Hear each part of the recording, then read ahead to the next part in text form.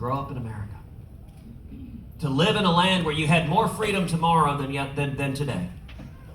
And more freedom today than yesterday. To live in a land where it didn't matter if you came from great wealth or humble beginnings, every one of us could accomplish anything. That's what it means to be an American. We don't care who your daddy is. An American can conquer anything. That's who we are as Americans. That's right.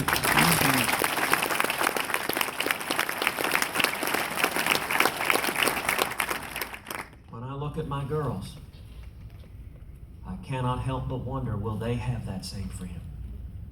Will they have that same opportunity? Will they have that same strength? Or will this generation have squandered their birthright? Will this generation have bankrupted every other generation? Will this generation have sat by quietly while their rights are stripped away? No one here should be confused what we are fighting for. We are fighting for the rights and the freedom of our children and grandchildren.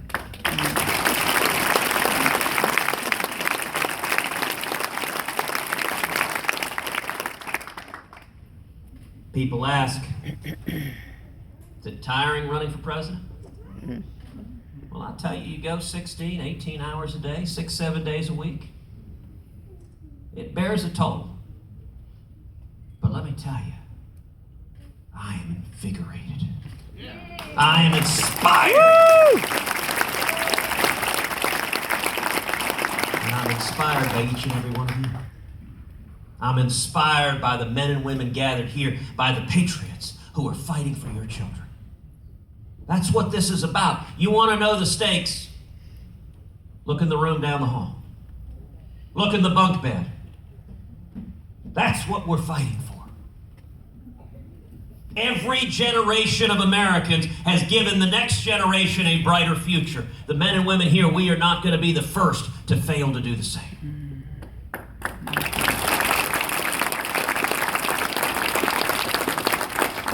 There are many things at stake in this election. But I'll tell you, this past week, I think two have come into sharp relief. Both of which were evident last Saturday at the debate. Saturday morning, Justice Antonin Scalia went to be with the Lord. Justice Scalia was an American hero. I knew him for 20 years. He was a lion of the law, a ferocious defender of our freedoms. That debate Saturday night, I think the men and women of South Carolina were looking at the individuals on that stage through an entirely different prism. It underscored the stakes of this election. The stakes of this election, we're not fighting for one branch of federal government, we're fighting for two.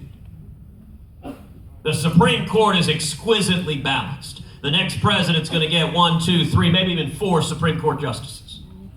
We will have one of two outcomes. Either a president who nominates and confirms principled constitutionalists that will protect the rights of our children, or a president who fritters away the Supreme Court and gives away the Bill of Rights for the next generations. Those are our choices. It is a fork in the road, and whether we get it right or wrong will have a consequence for decades. You know, before I was in the Senate, I was the Solicitor General of Texas, the chief lawyer for the state in front of the U.S. Supreme Court. Held that position 5.5 years. We led the country defending the Constitution and the Bill of Rights. We brought together a coalition of states defending the federal ban on partial birth abortions, and we won 5-4.